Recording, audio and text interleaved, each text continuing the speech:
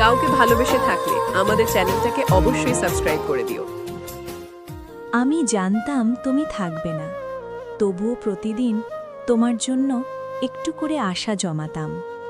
কিছু মানুষ স্বপ্ন দেখাতে আসে, থাকার জন্য নয়, ভেঙে দেওয়ার জন্য। তুমি বলেছিলে আমি তোমার নিরাপদ জায়গা। আজ বুঝি নিরাপদ জায়গাগুলোই সবচেয়ে আগে ফাঁকা হয়ে যায়। তোমার সাথে কাটানোর সময়গুলো আজ কাউকে বলি না, কারণ সবাই বুঝবে না কিভাবে কিছু মুহূর্ত আজীবনের কষ্ট হয়ে যায়।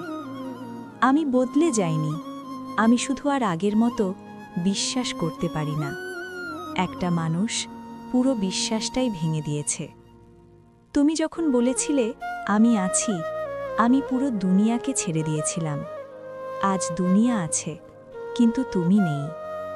সবচেয়ে কষ্ট তখনই হয় যখন বুঝতে পারি যাকে নিজের চেয়েও বেশি ভেবেছিলাম সে আমাকে এক মুহূর্তের জন্যও ভাবেনি।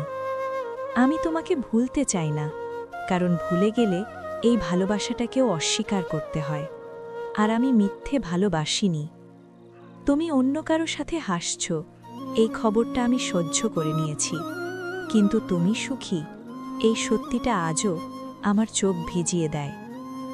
কিছু সম্পর্ক শেষ হয় না, শুধু কথা বলা বন্ধ হয়ে যায়, আর নীরবতার ভেতর সবচেয়ে বেশি কষ্ট জমে।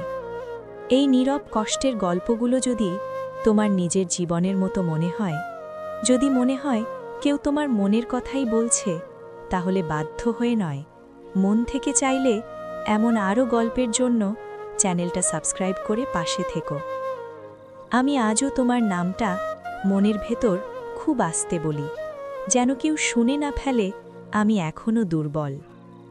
তুমি চলে যাওয়ার পর আমি শক্ত হইনি, আমি শুধু কাঁদতে শিখেছি চুপচাপ। সবাই বলে নিজেকে ভালোবাসো, কিন্তু কেউ বলে না ভাঙা মন নিয়ে নিজেকে কিভাবে আগলে রাখতে হয়। আমি তোমার জন্য দোয়া করি, কারণ ঘৃণা করলে ভালোবাসাটাকে অপমান করা হয়, আর আমি তোমাকে ভালোবেসেছিলাম। তুমি আমার গল্পের শেষ অধ্যায় নও, তুমি সেই লাইন যেটা পড়লে আজও গলা ধরে আসে। আমি আজ কাউকে নতুন করে ভালোবাসার সাহস পাই না, কারণ জানি সবাই থাকার প্রতিশ্রুতি দেয়, থাকে না।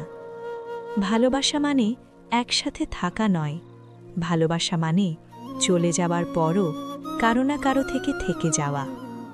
আমি আজও তোমার জন্য অপেক্ষা করি না, কিন্তু মনে মনে প্রতিদিন তোমার খবর নিই। সবচেয়ে বড় শাস্তি জানো কি? যাকে ছাড়া বাঁচা যাবে না ভেবেছিলাম, আজ তাকে ছাড়াই প্রতিদিন বেঁচে থাকি।